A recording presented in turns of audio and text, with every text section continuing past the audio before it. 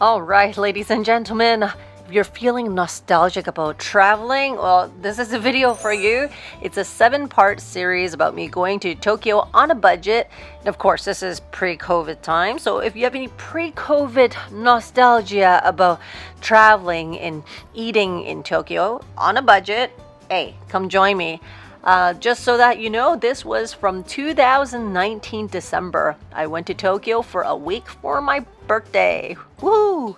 Hey, it's MeloCat. If you're into animals, budget travel, or even exploration, come into my channel. Action!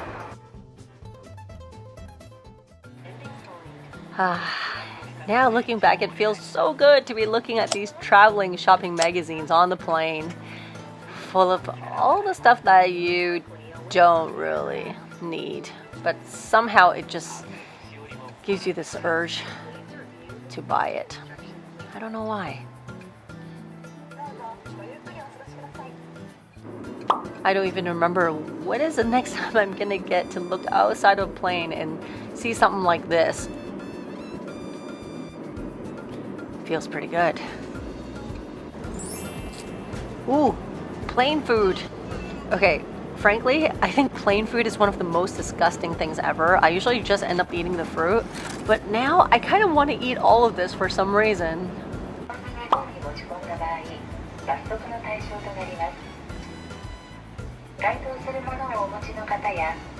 All right, here we are, everyone. Ha, Tokyo. So as I said earlier, this is Japan on a budget for a week. Wow, everything's so clean here. And in case you're wondering why the luggage is always completely perfectly lined up, is because there's somebody that's there to do just that. What does it mean to be number 7? Please be careful when SIM card because it's a precision instrument. Yep, you know you're in Tokyo when it looks really overwhelming. Just information overload and yep, vending machines. Ooh, the Japan train. Of course, cats. Meow. See, with the apps is relatively simple. Even if you don't speak Japanese, it tells you when to get off. And don't be on the phone. Turn it on silent. Yep, there we are. Full of instructions that I can't read. I don't know. It just feels like there's so much information everywhere. Advertisement, people. If it's not sensory overload, it's not Tokyo. And this is not even rush hour. Oh, check this out. Is that for luggage? Okay, I feel really dumb not using it. See, everything's just so tidy. Good job. And things actually aren't that expensive. Now I'm just looking here. I'm like, oh no, where's the escalator? I got my luggage. No. I'm so embarrassed. Even the bike on the side of the street is like spotless. Now, I know some of you is going to ask me, it's like, hey, how do you go to Japan on a budget? Well, the thing is, you can. Their stuff isn't that expensive. Post-COVID, I don't know. But pre-COVID, I was able to spend a week, 8 days, 7 nights here. And all I spent was $400 US, including everything. Everything, accommodation, travel, food, everything. So here's my hostel.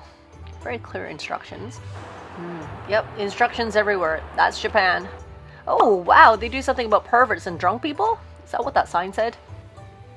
Okay, here's the check-in area.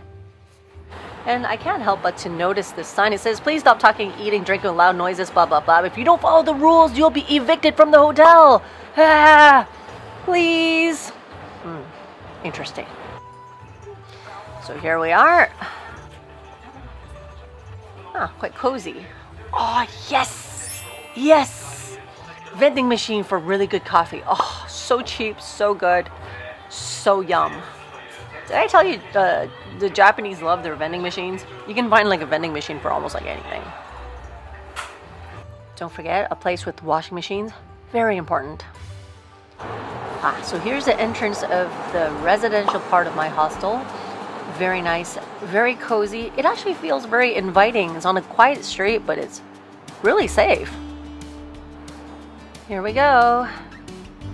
And for those of you who don't know, I have a habit of staying in hostels. I just love the social interaction element of it. And in this trip, you'll not only find everything to be highly affordable, you'll find lots of hidden gems in Tokyo as well along the way. As you can see, hey, to rent an electric bicycle, that's only what, 800 yen per day. Wow. Amazing. I'm gonna bike around Tokyo. You're gonna come on it with me? Instructions to how to use the fridge, huh? See, it's just so chill here. I love it already. Got something from the convenience store. I have no idea what this is, especially that white thing. That's a meatball on the left. It's a konnyaku in the middle. It doesn't taste like anything. That's daikon, which is a radish. So let's dig in. Okay, this thing is actually full of air. Very jiggly, but it's like mainly air. It's like cooked whipped cream minus the cream. I don't even know what it's made from. Actually, I do now. It's made from yams. It's a pretty healthy food. If you want to consume lots of air, this is for you. No guilt. Yeah, I was just kind of exploring with it. It doesn't feel exactly like a party in my mouth, but hey, it confuses the heck out of you. And see, anything from 7-Eleven in Japan tastes pretty good. Like this is an oden, so it's stuff that's cooked inside a soup. It's very light, guilt-free, and I don't think it's gonna fatten you up. In case fattening up is a problem for you. It's so weird. Why is everything like air infused? Well, what's more calorie-free than air? And it's free. Good business strategy. Alright, these are the elevators to go up to my room. I have a dormitory, so I'm sharing with a bunch of people. I wonder if it gets really noisy. Oh, they label everything too.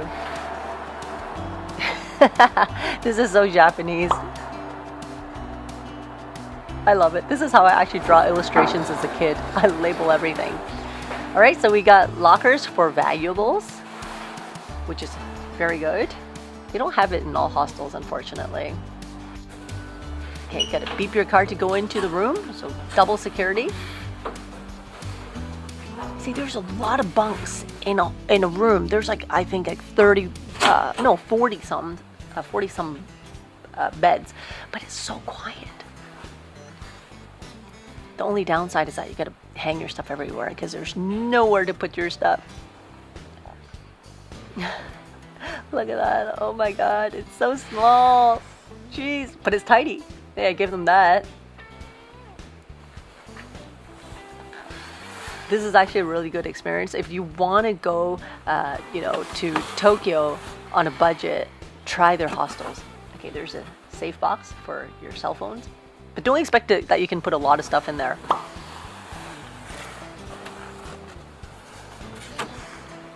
Stuff are so clean. I'm so impressed. Okay, so that's for one person. And see, they label which hangers for who, which areas for who. Now, these are the other rooms, so it's not a bunk, it's an actual bed. I think this is as luxurious as it ever gets. Still, not bad. It's a hostel, come on. Yeah, and these are the more private kind of rooms, I guess. And they got really detailed maps in case you get lost. Close and open the door quietly, please! Oh, more vending machines. I don't think you'll ever be dehydrated in Japan. Now, upstairs is where all the bathrooms and everything are, so I'm just gonna check it out. And in the meantime, they got full instructions for everything that a dumb tourist like me would ask. So don't have to ask. The answer's right there before I even know that I need to ask that question. There's a lot of good places to go to in Tokyo, and you don't have to spend a lot of money. Believe it or not, their museums, their parks, their bike rides, awesome.